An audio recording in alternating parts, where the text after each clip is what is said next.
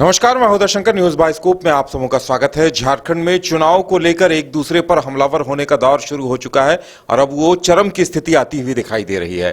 दीपावली के बाद का दिन था, लेकिन दोनों ही खेमों ने, जेएमएम और बीजेपी की तरफ से, दोनों ने ही किसी पर भी हमला बोलने में कोई कोर कसर नहीं छोड़ी। अब जेएमएम ने सवाल ये उठाया है कि भाई, एक राज्य के मुख्यमंत्री दिवाली छोड़कर झारखंड में क्यों हैं, तो एक केंद्र के मंत्री झारखंड में दिवाली क्यों मना रहे हैं।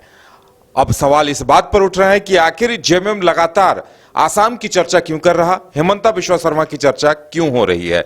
हमारे साथ हमारे वरिष्ठ सहयोगी राकेश रंजन जी हैं। राकेश जी, देखिए, अब सुप्रियो भट्टाचार्य, उन्होंने एक बयान जारी किया और उसमें सीधे सीधे सवाल हेमंता बिश्वा शर्मा पर, शिवराज सिंह चौहान पर उठाए गए और अब झारखंड की सियासत में इनकी चर्चा खूब हो रही है। आखिर क्या वजह है इसके पीछे? देखिए, अगर हेमंता बिश्वा शर्मा झारखंड में हैं और इस पर अगर कोई असम के लोग इस पर सवाल उठाएं तो एक बात समझ में आती है, लेकिन झारखंड में इन दिनों विपक्षी पार्टियों को असम की बहुत याद आ रही है और ये कहना पड़ेगा कि झारखंड में असम जो है वो आ गया है और उसे लेकर जो है कई तरह के सवाल उठाए जा रहे हैं। इसका मतलब है कि हेमंता बिश्वा शर्मा जो है विपक्ष के लिए एक परेशानी का सबब बन चुके हैं और मुझे लगता है इसीलिए इतनी बातें जो है वो कही जा रही हैं कि वो झारखंड में क्यों हैं, इतना सघन दौरा क्यों कर रहे हैं, क्यों नहीं असम चले जाते। देखिए, अगर इसे आप राजनीतिक तौर पर देखिए तो हर राजनीतिक पार्टी की अपनी रणनीति होती है और उसी के अनुसार वो एक्ट करता है। तो नेचुरली बीजेपी ने भी यहाँ के विधानसभा चुनाव के लिए कोई रणनीति बनाई होगी और उसके तहत जो है वो हेमंता बिश्वा शर्मा से बहुत ही जोरदार तरीके से प्रचार करवा रहे हैं। तो नेचुरली, और मुझे लगता है कि इस वजह से विपक्ष थोड़ा परेशान हो रहा है। जो राज्य में सत्ता पक्ष में है, इंडिया ब्लॉक की अगर हम बात करें तो आज गौरव गोगोई भी आए हुए थे, उन्होंने भी हेमंता बिश्वा शर्मा पर बहुत सारे वार किए।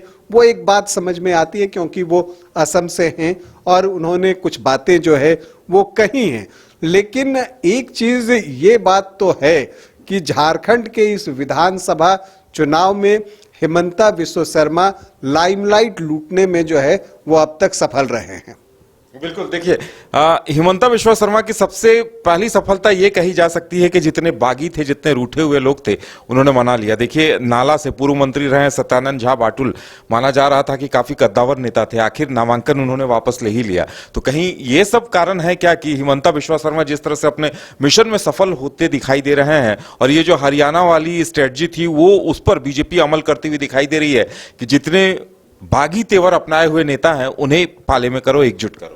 जी हाँ, और हेमंता ने इसमें बहुत ही अच्छा काम किया है जिस तरह से वो गए। और सबसे महत्वपूर्ण बात है कि वो सिर्फ नेताओं तक नहीं जा रहे, जो बड़े नेता हैं, जो पार्टी के पदाधिकारी भी नाराज हो रहे हैं, उनसे भी जाकर वो मिल रहे हैं और उन्हें पार्टी के लिए काम करने को कह रहे हैं और ज्यादातर जगहों पर वो उन्हें समझाने में सफल रहे हैं। तो अगर आप इसे बीजेपी की स्ट्रैटेजी के तौर पर देखिए तो हेमंता बिश्वा शर्मा का झारखंड में रहना उनकी पार्टी के लिए फायदे का सौदा हो रहा है, जितना ज्यादा वो समय यहां व्यतीत कर रहे हैं।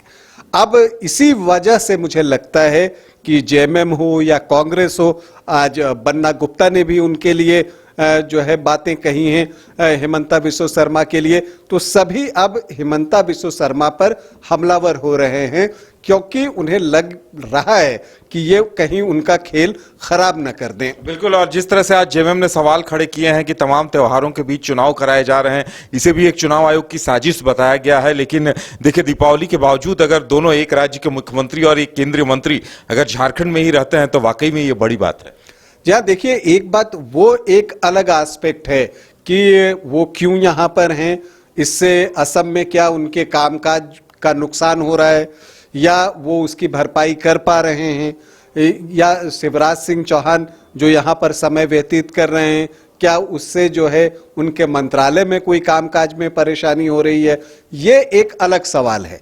लेकिन विपक्ष का ये कहना कि वो असम क्यों नहीं जा रहे, ये बताता है कि विपक्ष जो है वो हिमंता बिस्वा शर्मा को लेकर जो है वो चिंतित जरूर है, क्योंकि असम की चिंता शायद इससे पहले इतनी कभी नहीं की गई थी।